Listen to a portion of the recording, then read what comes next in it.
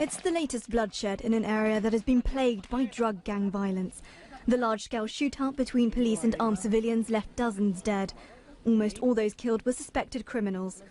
The confrontation started when officers attempted to pull over a truck on a highway in western Mexico. It led to a shootout on a ranch near the border of Michoacán and Jalisco states. The area is known for being dominated by the Jalisco New Generation cartel. The identities of the suspects haven't been immediately confirmed, but some officials say it's most likely that the Jalisco drugs cartel was involved. They've mounted several large-scale attacks on federal and state forces in recent weeks. More than 100,000 people have died in clashes between drug gangs and security forces over the past decade. The cartels make billions of dollars producing and trafficking illegal substances such as cocaine and crystal meth to the states. It continues to be a major headache for President Peña Nieto with midterm elections in just 2 weeks' time. The gang killings have highlighted just how far the president is from delivering his pledge on bringing stability to Mexico. Katerina Moe, BBC News.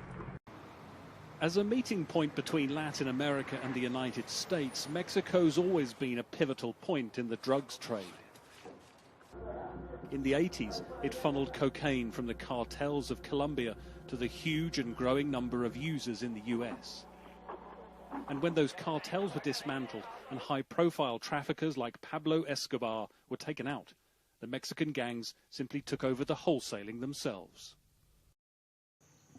Today, more than 90% of cocaine goes through Mexico to the US. It's a major supplier of heroin, crystal meth and marijuana as well, a trade worth around $30 billion a year for Mexico.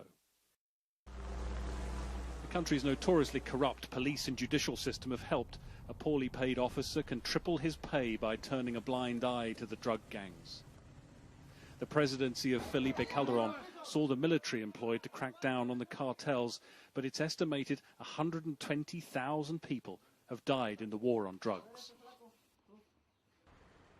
And successive presidents north of the border have tried to stop the narcotic flow too, providing aid to Mexico, strengthening border security and bolstering Mexican security services.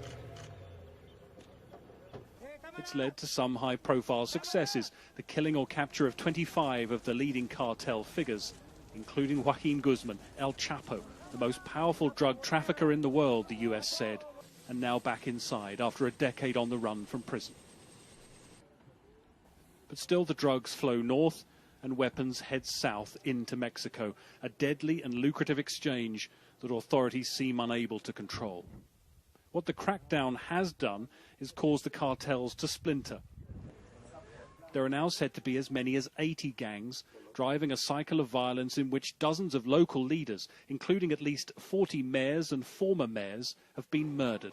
Some 27,000 people are on the list of the so-called disappeared as well. Mexico's president, Enrique Peña Nieto, has tried to divert attention away from the drug problem and win more inward investment into the country. But the extortion and kidnapping continues. And the disappearance of 43 students reportedly captured by police and then handed over to a crime syndicate caused nationwide anger against the government.